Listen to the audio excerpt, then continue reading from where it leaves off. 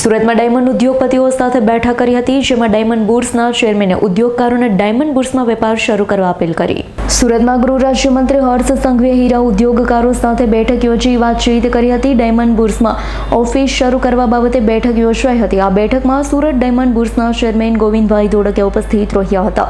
તો ગૃહમંત્રીએ હીરા ઉદ્યોગકારોને ડાયમંડ બુર્સમાં વેપાર શરૂ કરવાની અપીલ કરી. ડાયમંડ બુર્સમાં વેપાર શરૂ થવાથી નાના વેપારીઓને ફાયદો થશે તેમ ગૃહ રાજ્યમંત્રીએ કહ્યું હતું. તો સાથે નજીવા દરે કેબિનો મળવાથી મોટો ફાયદો થશે તેમ પણ કહ્યું હતું. વહેલામાં વહેલી તકે ડાયમંડ બુર્સમાં વેપાર શરૂ થાય તેવી આશા પણ ગૃહ રાજ્યમંત્રીએ વ્યક્ત કરી છે.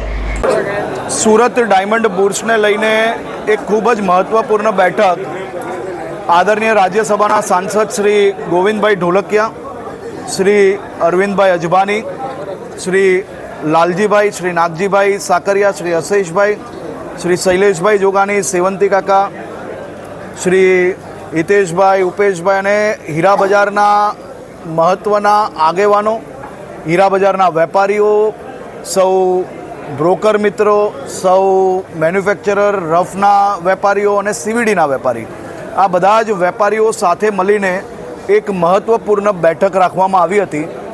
સૌ વેપારીઓએ સાથે મળીને નક્કી કર્યું છે કે મહાસુદ પાંચમ એટલે કે 23મી જાન્યુઆરીએ ખૂબ મોટા પાયે સૌ વેપારીઓ સાથે મળીને મહિધરપુરા અને બીજી ઓફિસો બંધ કરીને સુરત ડાયમંડ બુર્સ ખાતેની પોતાની ઓફિસમાં એ લોકાર્પણ કરશે, મુહૂર્ત કરશે અને જે દુનિયાનું સૌથી મોટું કોમર્શિયલ સેન્ટર બનાવ્યું છે, આ દુનિયાભરના લોકો માટે એક પ્રેરણારૂપ છે.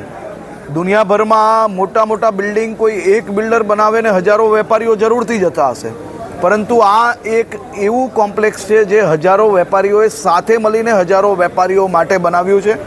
આ સંયુક્તપણે ચાલનાર કોમ્પ્લેક્સ છે અને હીરા બજાર એ દુનિયાભરના વેપારો માટે પ્રેરણાદાયી પરિવાર છે, જ્યાં બધા જ સમાજ એક સાથે મળીને એક જેવો વ્યવહાર, એટલે કે જ્યાં બોલીની કિંમત, જ્યાં જબાનની કિંમત, જ્યાં ક્યારે બી એકવાર બોલ્યા પછી વ્યક્તિ સંપૂર્ણપણે એકબીજા પર વિશ્વાસ રાખતો હોય, એવું આ હીરાની ચમક હજી વધુ ચમકી શકે તે માટે સુરત ડાયમંડ બુર્સમાં આવનારા દિવસોમાં ખૂબ મોટા પાયે ઓફિસો સાથે ખોલવાનું પ્લાનિંગ થઈ રહ્યું છે. Bureau report S9 news Surat.